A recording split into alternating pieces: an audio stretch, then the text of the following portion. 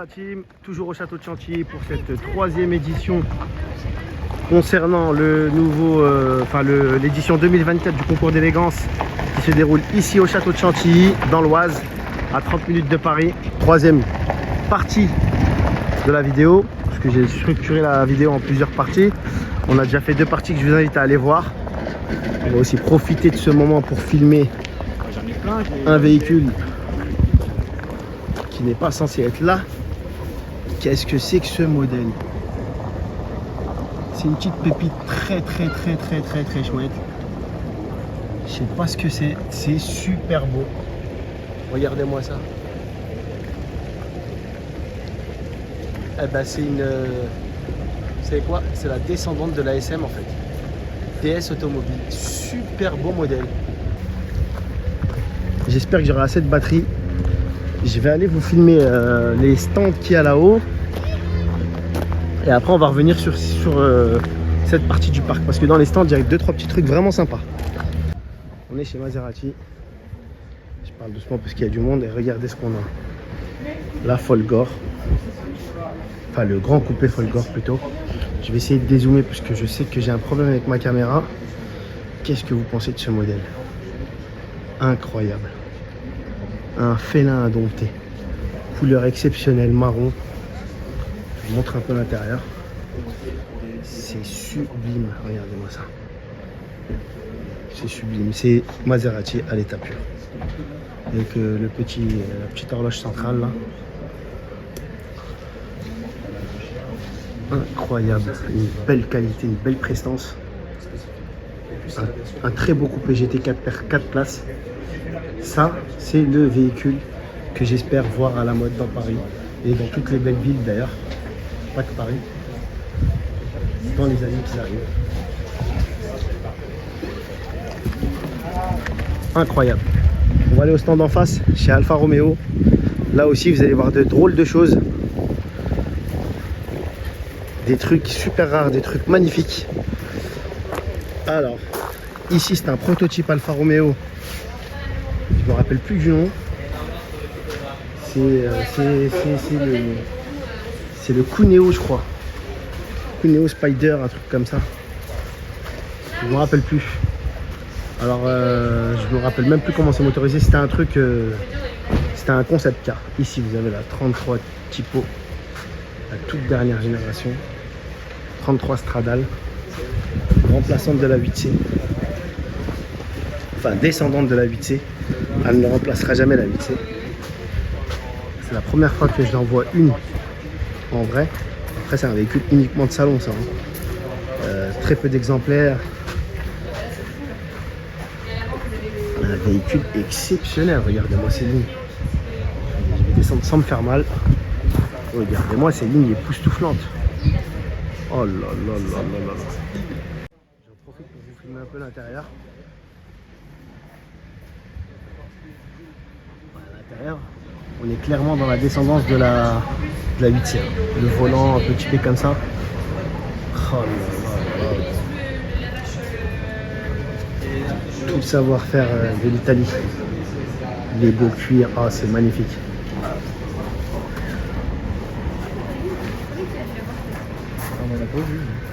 Oh, un petit retour chez Lancia. Voilà, dans le stand. Donc ça c'était le concept car. Lancia c'était le... Oh, je me rappelle plus, c'était des lettres et des chiffres. Hein. Le plus rare, quelque chose comme ça. Après je le prononce vraiment mal. Donc il fallait faire un concept. Et on a la Stratos. Qui inspire un petit peu le concept, je trouve. Au niveau de la découpe des vitrages arrière. Légèrement et ouais. Un peu inspiré de la Stratos. Après on n'est pas du tout sur le même registre. Hein. Si, il y a un air quand même. Hein. C'est pas le même registre mais il y a un air. Regardez là, c'est la Citroën originelle. Très jolie. Et vous avez la Citroën du futur.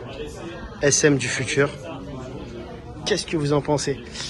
J'ai envie de faire une petite comparaison. Vous allez me prendre pour un fou. L'avant là, le petit truc ici, on dirait la nouvelle Ferrari je sais même plus comment on prononce, 12 cylindrée là. Il y a un petit air. Bon, après sur la ligne non, mais elle est très très belle la ligne. Hein. Regardez le feu arrière jusqu'où il va. Donc là on est d'accord, c'est la SM. Qu'est-ce que vous en pensez les amis? Sympa non?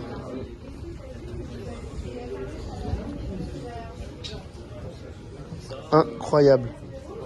Bugatti Paris. Alors vous avez ici une Chiron Super Sport. Full carbone bleu, très joli.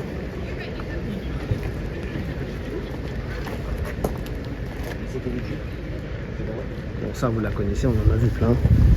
Mais celle-là je l'avais jamais vue encore. Après bon c'est modèle d'expo j'imagine.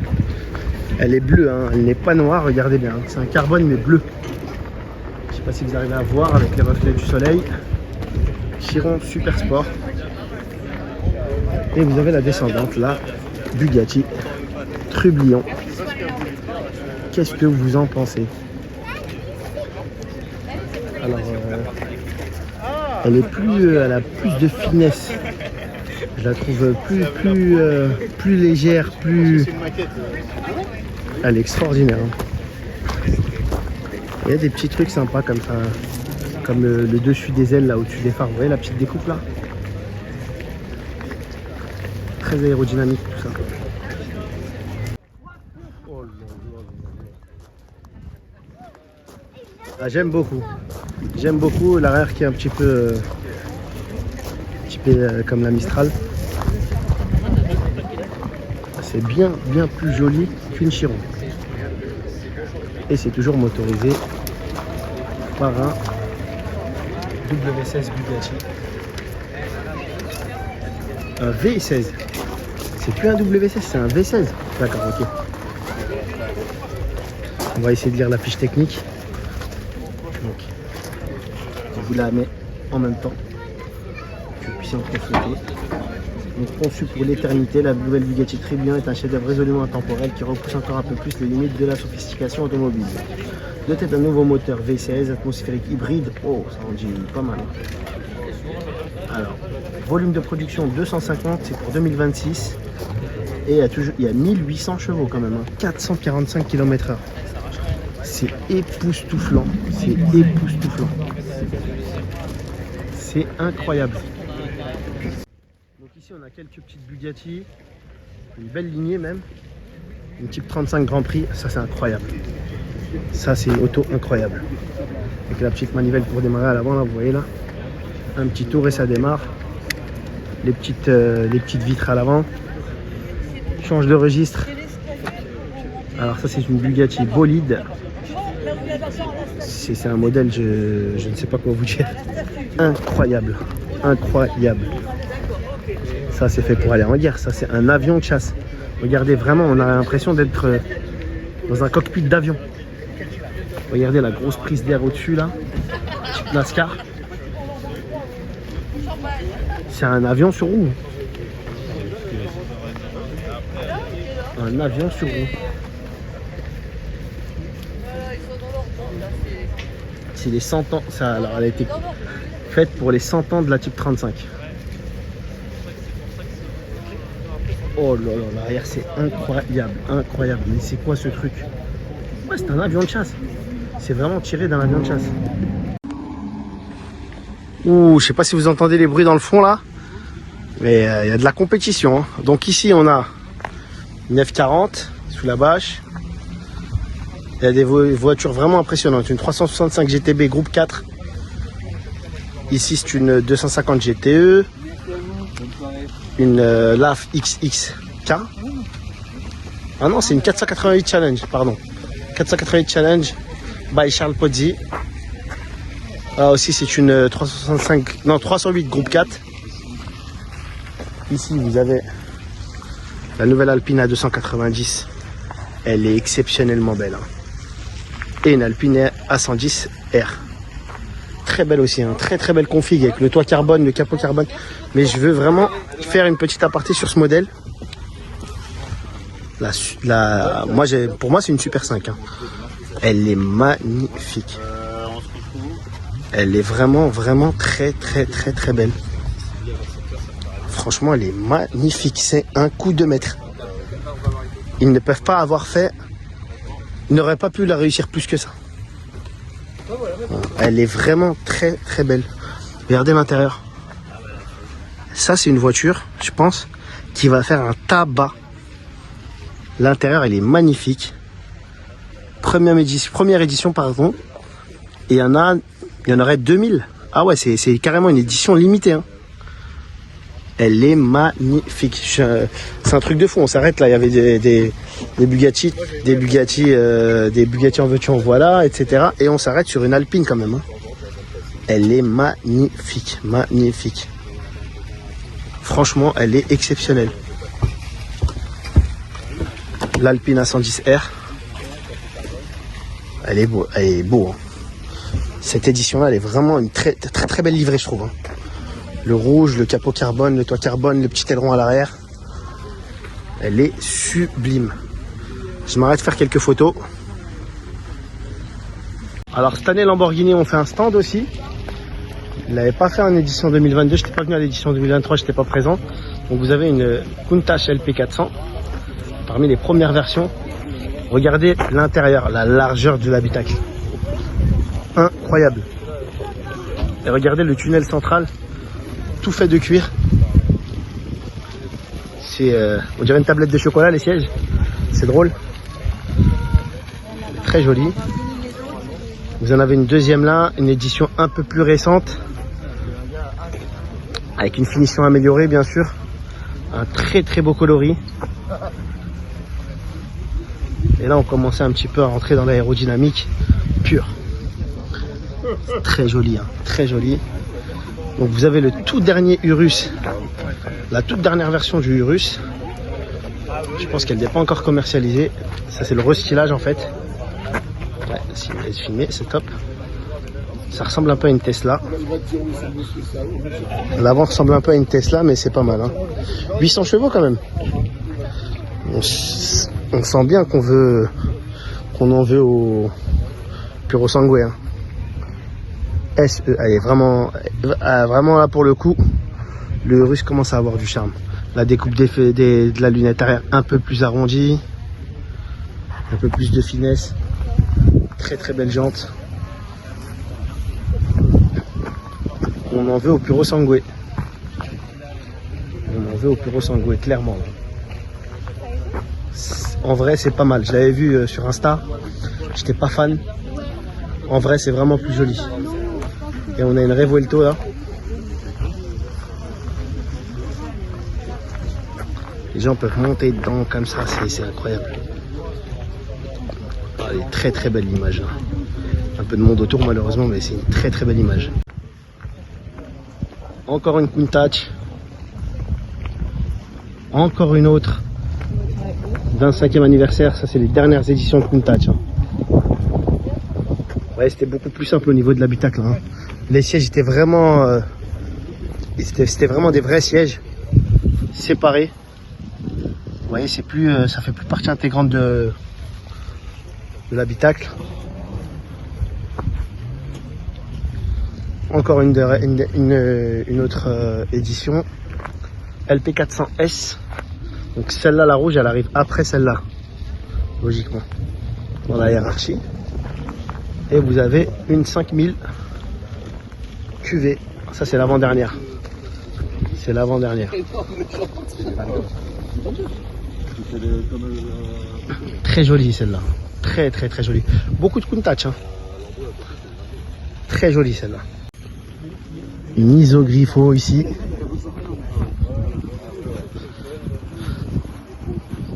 Oh, il y a de la compétition derrière. Hein.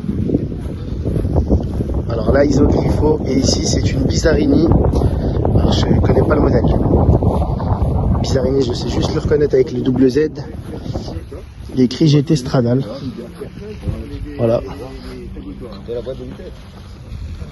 L'autoradio entre les sièges arrière aussi. Il y avait plein de particularités spécifiques à ces voitures-là. Et Ici on a une Huracan. Alors c'est une édition, je pense que c'est un modèle d'endurance. Et une GT3 RS. De loin on pensait que c'était un modèle d'endurance, mais en fait non, c'est le modèle original. Hein. Et les attraits qui l'ont été dessinés la rendent très typée course. Elle est pas mal hein, cette GT3 RS. Donc là on est revenu au début de la pelouse côté Lancia, avec une petite flopée de véhicules de rallye sympathiques. La 37, Rallye 037 Evo, la Lancia Delta Evo de 92 et une S4 incroyable, un mythe. Ça au bas mot, hein, 500 000 euros hein, de nos jours, hein, 500 000 euros. Ça, s'il y a un palmarès, ça va facilement dépasser les 150 000 euros. Ça, je préfère même pas m'avancer, mais ça doit valoir un beau petit truc sympathique aussi. Mais c'est, voilà, là, on est vraiment dans le rallye pur et dur. Vous avez encore des véhicules de rallye bâchés, là, je crois que c'est des Fulvia coupées. Il y en a une, deux, une belle Aurelia coupée, là. Très très belle, pareil, typée course. Typée rallye, hein. En plus, ça, c'est pas seulement course, c'est rallye. Très très joli. Vous avez un coupé Iena Zagato. Ça c'est plutôt rare. Une Aurelia. Très jolie celle-là. Alors là je crois que c'est des concepts. Hein. Vignal coupé. Parce que j'ai pas le souvenir de ce design dans ma tête. Celle-là j'en avais jamais vu. Marica là. C'est une Flaminia Marica.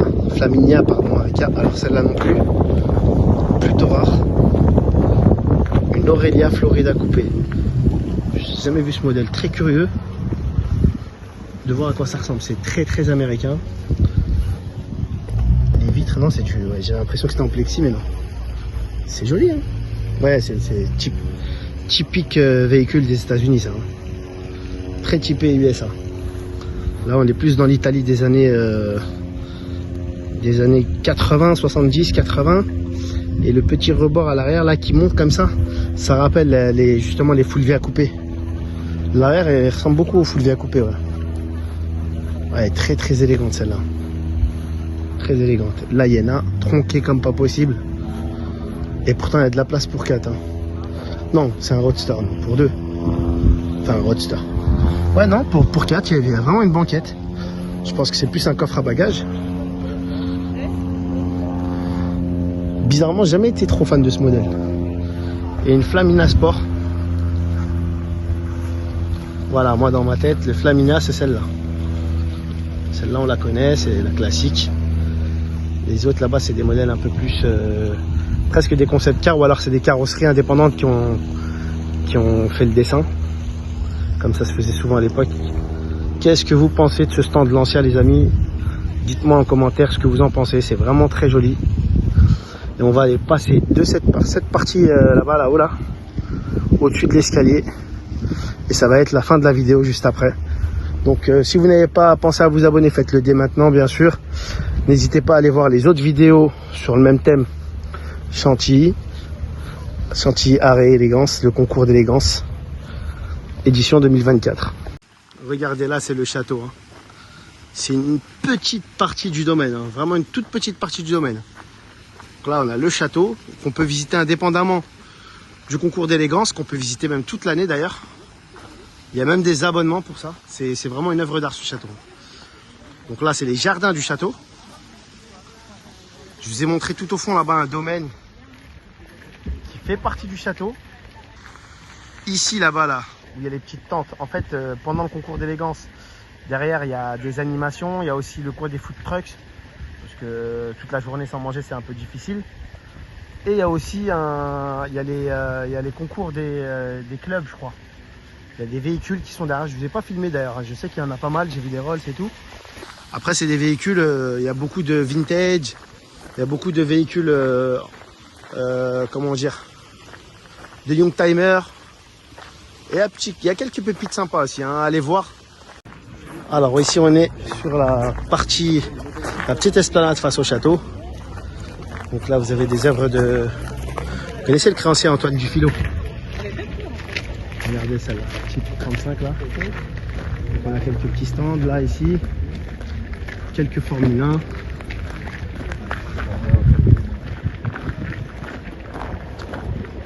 Ah bah ouais, d'accord, Antoine Dufilo il a son stand en fait. Donc là il y en a encore une. Comme ça j'arriverai pas à deviner le modèle, mais je soupçonne une Ferrari d'époque. Sublime. Ouais, une Ferrari, une 250 GTO. Il la représente souvent celle-là. Regardez ses œuvres, Antoine Dufilo. C'est incroyablement beau. Hein. D'un côté Streamline, d'un côté l'ancien, 356. et de l'autre côté la nouvelle. Oh, c'est très joli, très joli. Ah, c'est vrai. Bah, je pourrais que vous féliciter. Elle est incroyable cette voiture. Regardez le Concorde. Quand on l'a vu, on est tombé sur les fesses avec Antoine. On était. Alors vous avez ici le directeur du design d'Alfa Romeo.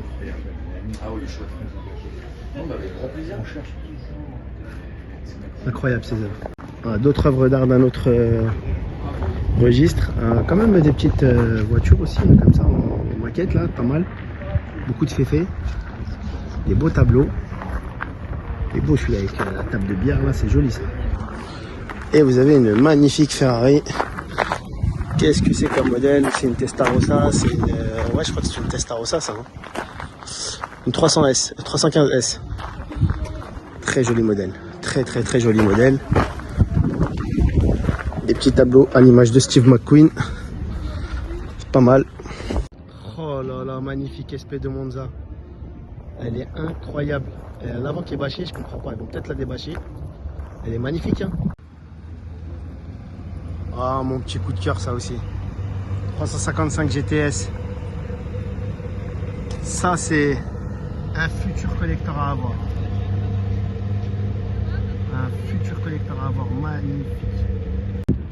Un petit duo de Porsche 911 là. 997 et 991. Une en GT2 RS, une en GT3 RS. J'ai un petit penchant pour celle de gauche, moi, en perso.